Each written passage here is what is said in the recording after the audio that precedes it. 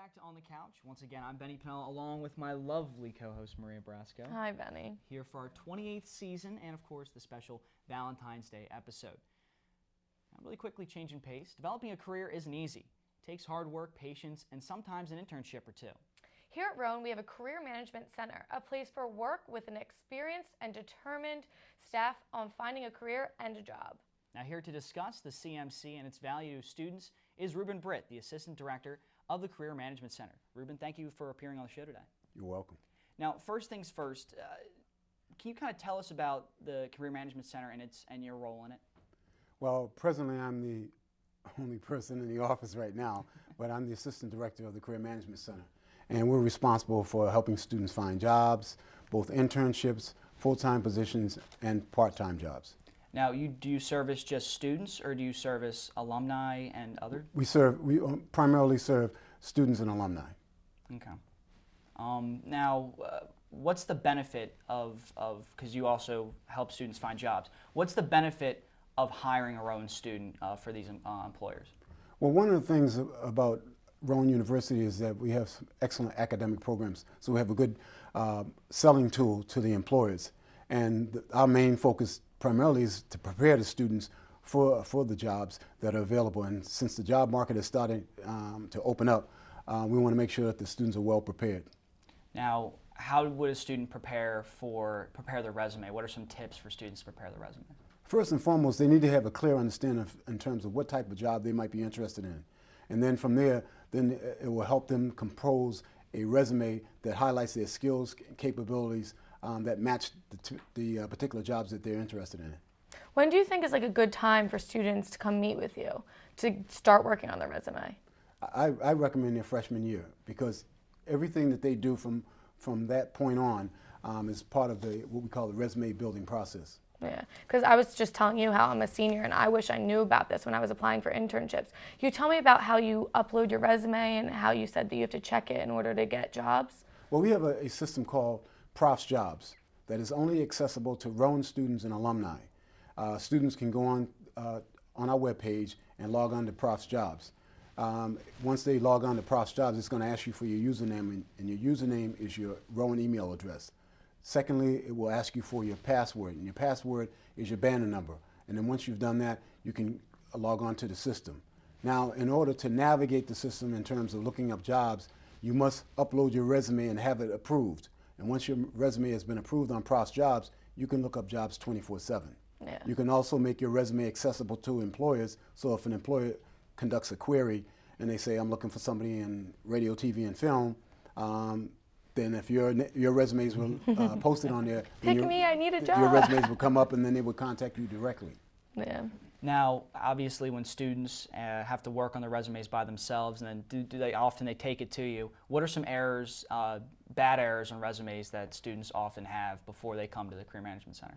Probably the most disturbing error that I encounter are misspelled words. Ooh. And given the fact that they're using Word and of course you see the word underlined in red, it tells you that the word is misspelled. The other thing is a lot of times people use the words I, my, or we, which is a no-no when you're putting your resume together. And also they lack those action words, coordinated, implemented, assisted, that gives your resume strength. Now, what are some things on a resume that pop for employers? After you list your name, address, and phone number and email, you want to list a section called Summary of Qualifications that lists your skills and capabilities, excellent organizational skills, solid background in computer science, completed an internship in radio, TV, and film, computer literate in Microsoft Word, Quirk, and the likes. You guys have a job fair coming up, correct, at the end of the month? Yes, on the 24th of February from 10 to 2. What do you guys do at the job fairs, or what can students prepare going to the job fair? First, they must make sure that their resume is well written. Secondly, they may need to look up on our webpage the types of questions that they might want to ask employers, because a lot of times they'll go there and go, well, what do I say to the employer? And we have on our webpage the types of questions that they might want to ask an employer. Also, they make sure that they put out a nice suit. That's what I was going to say. Do you have some kids coming in with like a sweatshirt and jeans thinking they're going to get a job? We won't let them in. We Oh won't my let them know, goodness. no. So I was going to say dress professional is one of the things Yes, you and suggest. you have to wear. You should wear a suit. That consists of a matching jacket and pants. Ladies, matching slacks and jacket or matching skirt. Also, once you arrive to the career fair, make sure that you turn off your cell phone. And even if you're going with a group of friends, you want to kind of venture off independently. So when you talk with an employee, it's one-on-one.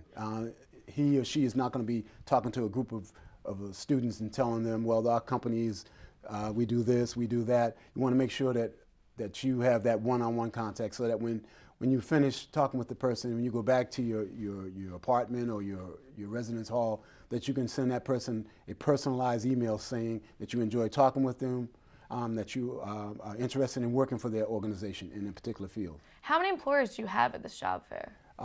Well, we have, as of this day, 114 Wow. employees registered. We had to shut it down yesterday because we don't have enough room. It's going to be held in the Chamberlain Student Center ballroom, and we just didn't have enough space to expand. But we do have, we were able to fit 114 employers in.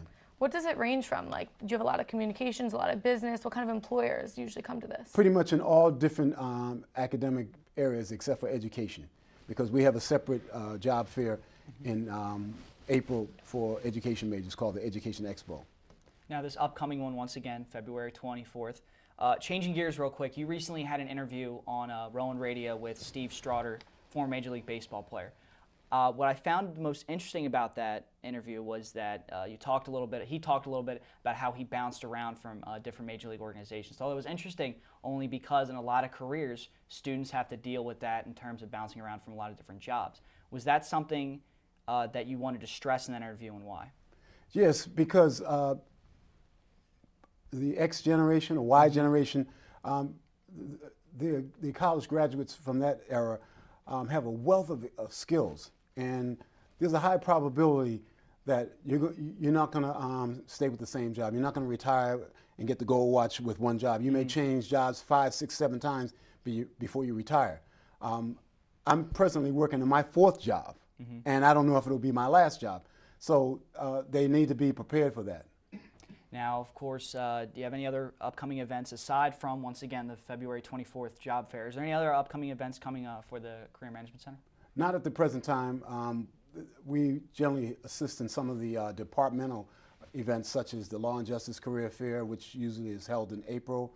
Also, we are providing support for the psychology job fair as well.